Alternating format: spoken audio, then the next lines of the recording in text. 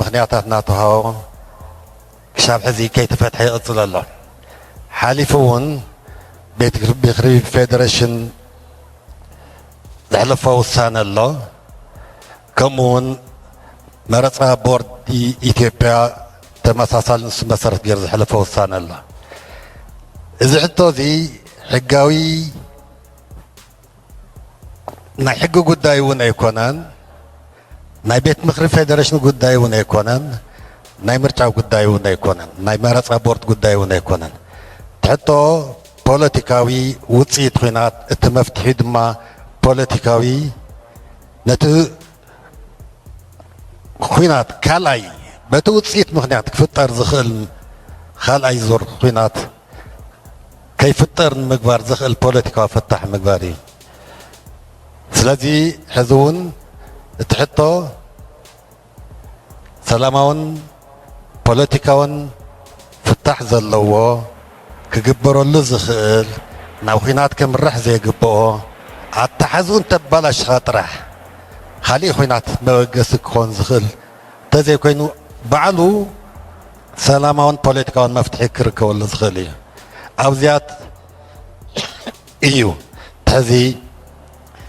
ብዝተፈላለየ መገዲ ክትሓዝ ዝምከር ዘሎ ከክንዲ ፖለቲካዊ መፍትሒ ሕጋዊ መፍትሒ ከምኡታት ዝመሰሉ ዝኾነ ካሊእ መፍትሒ ናብ ሰላም ከምርሕ ከም ዘይኽእል ድማ ተደጋጊሙ ይፍለጥ እዩ ዓንሳ ምስ ተጀመረ ግን ደው ክተብሎ ብጣዕሚ ከቢድ ክኸውን እዩ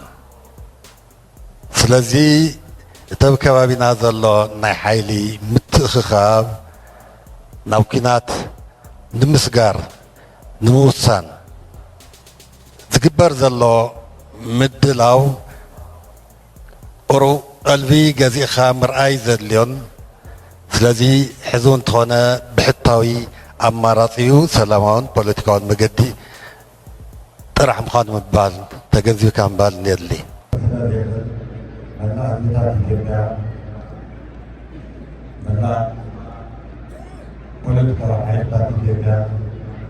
ሎሚ እውን ህዝብና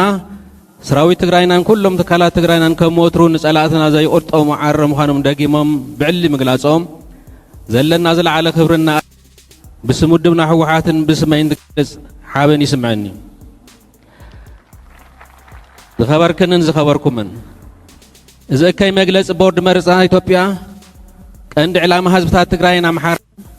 ንዘለኣለሙ እናተዳመዩ ንኽነብሩ ህዝቢ ክልል ኣምሓራ ኣላዓይሉ ናብ ጎኖ ሰሊፉን ህዝቢ ትግራይ ንምንብርካብ ዝተዓለመ ሽርሒ እዩ ይኹን ዳ እምበር ውዲት መንግስቲ ኢትዮጵያ ስለ ዝተረድኦም ብህዝቢ ክልል ኣምሓራ ብሓፈሻ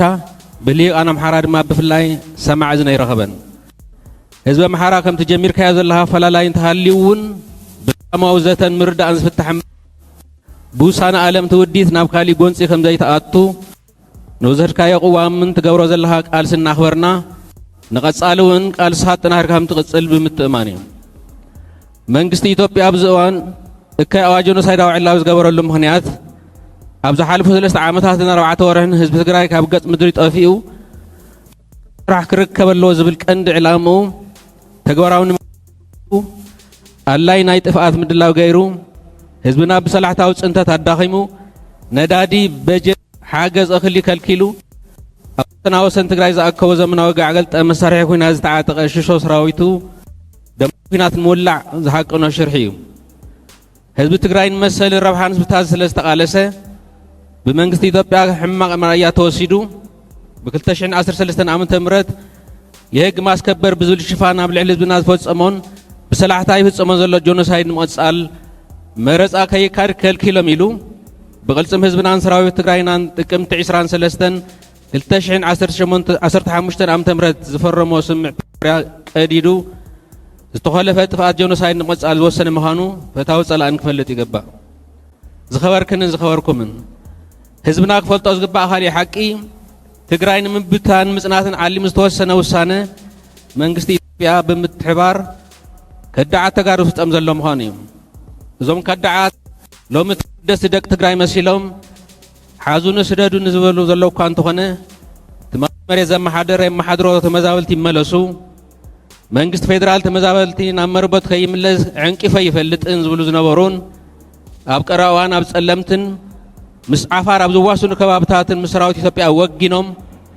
አንጻር ምኽባር ላዕለውነት ትግራይ ዝተኮሱን ተጋዳላይ ትግራይ መስዋዕቲ ዝኸፍል ዝገበሩን እዮም። ሕዚ እውን ውሳነ መንግስቲ ኢትዮጵያ ስዒቡ ኣብ ህዝቢ ትግራይ ዝተፈጠረ ቁጥዐ ንምዝሓልን ነቲ ፖለቲካዊ ውሳነ ኣብ ዘይምልከቶ ቤት ፍርዲ ብምውሳድ ብኦቢልካ መጨረሽኡ መሬት ትግራይ ንምህጋር ዝዓለመ ልእኽቶ ሒዞም ይሰርሑ ከም ዘለዉ ክፍለጥን ውዲቶም ክፍሽል ምቅላስን ይግባእ። እምበር መንግስቲ ኢትዮጵያ ትዕግስቲ ስትራቴጂክ ኣቅምታት ትግራይ ከም ፍርሕን ተስዓራይነትን ቆፂሩ ኣብ ትሕቲ ወረርቱ ዘሎ ህዝብና ብሕሱብ ብሄራዊ ዕብለላ ጂኦግራፍን ዲሞግራፊን ብምቕያርን ብሄራዊ ክብሩን መንነቱን ኣሕዲጉ ግዛእታዊ ሓድነቱ ብሓይለ መልጢ መንዚዑ ንሓንሳብን ንሓዋሩን ዝተበታተኸት ትግራይ ንምፍጣር ኣብ ስደትን ፈቆዶ ቀዳር ከይዳን ተደርቢዩ ምስ ወገን ተጸሊሉ ዝነብር ልዕሊ 2.5 ሚልዮን ህዝብና ብሕማምን ጥሜትን ይረግፍን ይሃልቕን እዩ ዘሎ። ነታ ብመስዋዕቲ ወለዶታት ተኸቢራን ተዓቂባን ጸንሐት ትግራይ ብምቁራስ ህዝቢ ትግራይ ብዘይ መረበት ኣትሪፍካ ንምብትታን ዝዓለመ ውዲት በቓልሲ ኩልና ክፍሽል ይግባእ። ህዝቢ ትግራይ እዚ ኩሉ ዝተዋደደ ሽርሕን በደልን እናተፈጸሞ ብትዕግስቲ ንሰላማዊ ፍታሕ ዝምህፀን ዘሎ ዋጋ ኩናትን ሰላምን ዳዕጅዑ ስለ ዝፈልጥ እዩ። እዚ ማለት ግን ከም ህዝቢ እናጸነተን መረበቱ እናቆራረስዎን ሰው ኢሉ ክፈቅድ እዩ ማለት ኣይኮነን። ህዝቢ ትግራይ ንባዕሉ ጥራሕ ዘይኮነስ ንህዝብታት ዝሃገር ንብሄራዊ መንነቶም ተወዲቦም ክቃለሱ ዓርሶም በዓሶም ከመሓድሩ መስዋዕቲ ከፈለ ህዝቢ ምዃኑ ናይ ቀረባ ታሪክ ዝምስክሮ እዩ። ስለዝኸውን ኩሉ ፈታውን ጸላእን ክፈልጦ ዝግባእ ሓቂ እንተሃለወ ዝቁረስ መሬት ትግራይ ይኹን ዝጠፍእ ህዝቢ ከም ዘይህሉ እዩ። ብመስዋዕቲ ወለዶታት ተዓቂቡ ዝመፀ ክብርን ጅግነትን ህዝቢ ትግራይ ኣብዚ መዋቕል በፂሑ ዘሕፍር ታሪክ ስራሕ ዘበት እዩ። ካብ ትግራይ ናብ ካልኦት ከባብታት ብምውፃእ ግዳይ ግፋን ማእሰርትን ትኸውን ዘለኻ መንእሰይ ትግራይ ስደት መፍትሒ ጸገም ከም ዘይኮነን ካብ ካራ ብልጽግና ክተምልጥ ከም ዘይትኽእልን ተረዲእኻ ምስ ህዝብኻን ሰራዊትካን ወጊንካ ኣጃምካ ወፊ እዩ። ብቐንዲ እዚ ትግራይ ካብ ዓለም ህዝቢ ትግራይ ካብ ገጽ ምድሪ ንምጥፋእ ዓሊሙ ብመንግስቲ ኢትዮጵያ ንምክያድ ምሽብሻብ ዝግበረሉ ዘሎ ደማዊ ኩናት ንብሔር ብሔረሰባትን ህዝብታትን ኢትዮጵያ ተመሊሱ ኣቃጺሉ ከም ዝውድኦም እውን ንጹህ ህሊና ዘለዎ ሕድሕድ ኢትዮጵያዊ ብዕሊ ክርዳእ ይግባእ። እንትርፊ ብኩናት ብኻሊእ ክነብር ዘይኽእል መንግስቲ ኣብ ዝሓለፈ 8 ዓመታት ህዝብታት ኢትዮጵያ ሕድሕዶም ክዳመ ይገር እዩ። ስርዓት ብልጽግና ሕገ መንግስትን ኩሎም ሕግታትን ሃደሽ ተሸቢሉ ኣብ መንጎ ትግራይን ኣምሓራን ኣብ መንጎ ዓፋርን ሶማሊን ኣብ መንጎ ኣምሓራን ኦሮሞን ኣብ መንጎ ኣምሓራን ጉሙዝን ኣብ መንጎ ኦሮማን ሶማልን ኣብ መንጎ ደቡብ ምዕራብ ኢትዮጵያ ዘሎ ብሔረሰባትን ዘይዛሪሓዎ ኣጒዱ ክባልዑ ገይሩ እዩ። ሕዙን ፈጺሞ ይኾነሉን እምበር ህዝቢ ትግራይ ናይ ምብርካፍ ወፍሪ ምስ ወገነ ብረት ኣፈሙዝ ኣዚሩ እቲ ብዋናነት ኣብ ኣምሓራን ኦሮሞን ዘካይዶ ዘሎ ውግእ ከም ዝቕጽል ዘማተ ኣይኮነን። ፖለቲካዊ ጸገማት ብዘተ እምበር ብወታደራዊ ሓይሊ ስለዚ ይፍታሕ ተገዲድካ ወይ ተዓንፊንካ ንዝሓለፉ 8 ዓመታት ኣብ ዘይምልከተካን ደምካ ደም ከልቢ ኮይኑን ኣብ ዝተርፈሉ ኩናት ተጠጢካ ዘለኻ ሰራዊት ብግልጽግና ፍሉይ ሓይሊ በታኒ ኣድማን ምልሻን በቃ ይኣኽለኒ ይዋጋእኒ ትብለሉ ግዜ ሕዚ ምዃኑን ክትርዳእ ይግባእ። እዚ ደማዊ ወታደራዊ ጥፍኣት ንምክያድ ምክንያት ከኣላልሽ ዝጸንሐ መንግስቲ ኢትዮጵያ ሕዚ ምሉእ ጥፍኣት ንምፍጻም ዝኣወጀ ኣዋጅ ኣብ ትግራይ ጥራሕት ሓፂሩ ዝተረፉን ኣይኮነን። ሙሉእ ቀርኒ ኣፍሪቃን ሰገር ቀይሕ ባሕሪ ማእኸላይ ምብራቕን ዝሕምስ ምዃኑ ብሓፈሻ ደላይ ሰላም እዚ ከባብን ዓለም ለኸ ማሕበረሰብን ብግቡእ ክርድኡን ዝሓደገኛ ሳዕብን ዝህለው ካሊእ ዙር ደማዊ ኩናት ጠጠው ንምባል እወንታዊ እጃሞን ከወፍዩ ንጽውዕ። ኣብ መወዳእታ ኩነታት ዝጸልመተን ተጸልመተ እቲ ጸገም ብጥሙር ሓድነት ህዝብና ከም ዝኽበስ ኣየጠራጥርን።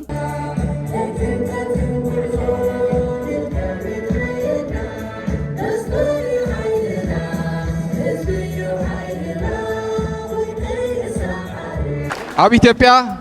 ብናይ ባዕሉ ሳምባ ዝትንፍስ ናይ ባዕሉ ህልውና ዘለዎ ትካላዊ ናጽነት ዘለዎ ዋላ ሓደ ትካል የለን። ኣብ ኢትዮጵያ ሓደ ሰብኣይ ጥራሕ እዩ ዘሎ። ኩለን ትካላት ብሙሉእ ናብ ኢትዮጵያ ዘለዋ ትካላት ብናይ ኣብይ ኣሕመድ ሳምባን ጥራሕ እየን ዝትንፍሳ።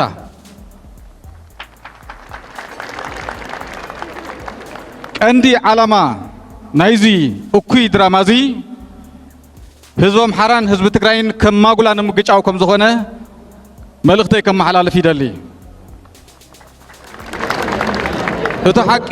እዚ እናሃለወ ናይ ኣብይ ተጋሩ ንሕና ከም ባይቶና ጻዓዱ ባንዳታት ንብሎም ንኣጽናቲ ክዕጅቡን ንኣጽናቲ ከንጽሁን ሓደ ግዜ ኣብይ ኣይፈልጦን ናይ ኣገኘው ተሻገር እዩ ወይ ከዓ ናይ ኣምሓራ እዩ ኢሎም ክልቲኡ ህዝቢ ንምግጫው ናብቲ መጻወድያ ውዲት ዘሊሎም ብምእታው ጫፍ ብልሒ ናይ ጽንተት ኮይኖም እዮም ብኻሊእ ገጽ ከዓ መሬትና ናብ ቤት ፍርዲ ወሲዶም ኣፍራስ ኣብይ ኣሕመድ ምዃኖም ደጊሞም መረጋጊጾም እዮም ሕዚ እውን ሕሽኪ ኣጽዋርን ሰራዊትን የጸግዕሎ ህዝን ተወሊዕዋ ግና ሹሕ ግንባር ስለተኾኖ እንተወሊዕዋ ናይ ፖለቲካ ዓርሰ ቅትለት እያ ክትከውን እዙ ብዘይካ ውግእ ካሊእ ዘይፈልጥ ኣጽናት ስርዓት ምስ ህዝቢ ኣምሓራ ኣይንዋጋእን ብምባልና ሕማም ርእሲ ሒዝዎ ኣሎ ምስ ህዝቢ ኤርትራ ተፋጢጥና ይነብርን ስለ ዝበልና ናይ ጎኑ ውግኣት ሒዝዎ ኣሎ ህዝቢ ትግራይ ምስ ኩሎም ጎረባብቱ ሰላምን ስኒትን ብምፍጣሩ ቁርፀት ከብዲ ሒዝዎ ኣሎ ህዝቢ ትግራይ ሎሚ ከም ትማሊ በይንኻ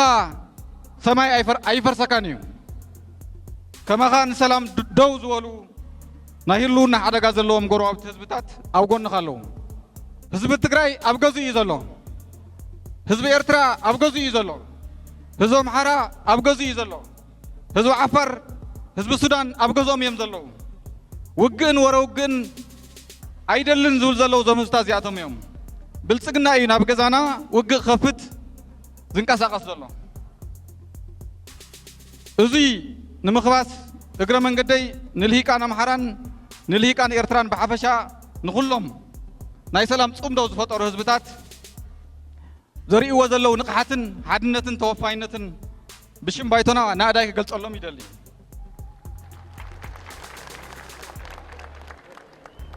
ቅድሚ ሕዚ ዝተጋገናዮ ጌጋታት ይኣኽለና ኢሎም ጓንቲ ናይ ኣብይ ኣሕመድ ኮይኖም ንሓዎም ንወገኖም ህዝቢ ትግራይ ብዙሕ በደል ወላ እንተብጽሑ እንተይረፈደ ህዝቢ እውን